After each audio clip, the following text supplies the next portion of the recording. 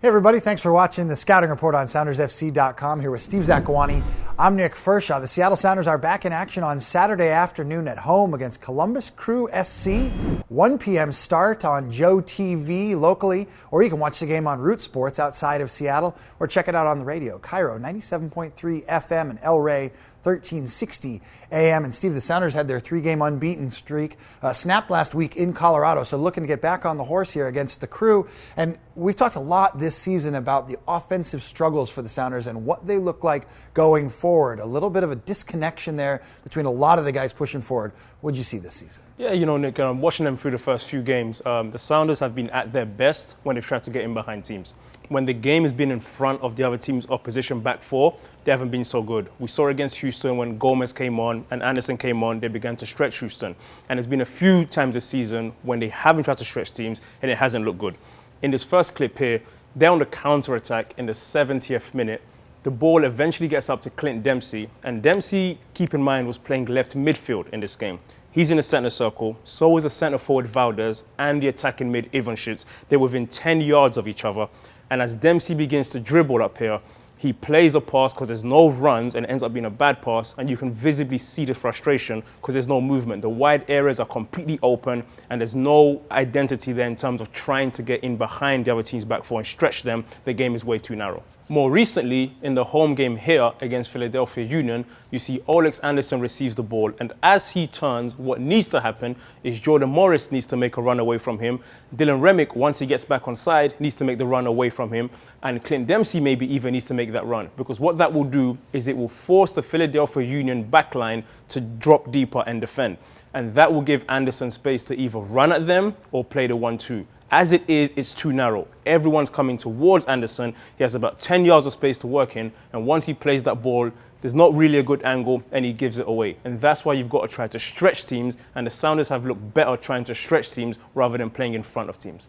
So a couple examples there of where the Sounders didn't quite make it work. Give me an example, Steve, of when it did work. What does it look like when the Sounders are able to put it together? When it works, it looks great, because one of the highlights of the season obviously was Jordan Morris's first goal. It came here at home, and the difference with this play is Jordan is being aggressive. He's trying to get in behind. He forces the Philadelphia Union backline to run towards their own goal. I wasn't a defender, but I know defenders hate running towards their own goal, so you've got to make them do it. You have a guy on the team in Ivanschitz whose left foot is a wand. He can find you, and he plays a tremendous pass. And this happened 5 or 6 times in this game, to be fair. Jordan trying to get in behind. This time the run is timed perfectly. Tremendous first touch. Very clever finish with the outside of the right foot, but that's made possible because Jordan's going away from Ivanschitz and isn't coming towards him. And that's what you need to see more of. Stretch teams, force them to collapse and drop back, and it gives you more space to play in front of them. One guy you will see on Saturday is Kei Kamara, the leading scorer for Columbus Crew SC and one of the best players really in the league in 2015, an MVP candidate for the Crew.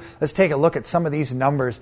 25 goals in 39 regular season games, Steve, over the past 2 years for Kei Kamara, including 9 goals from his head. Of those 22 goals, 9 from his head. That's twice as much as any other player in Major League Soccer since last season. And they're 12, 2, and 5 during the regular season when he scores a goal. So this guy gets on the scoreboard for the Crew, and obviously he did against the Seattle Sounders last year. Don't forget, 2 goals in a win for the Crew over Seattle last year in Ohio. So you've played against Kei Kamara. How do you stop this guy? What can the Sounders do? Nick, it's very difficult. Kei's a guy who's been around the league for a long time and always been good, but last year was definitely a career year. If he gets service, he's dangerous. The key then is not really to stop Kei, it's to stop the service into him. Get around the providers on the Columbus Crew.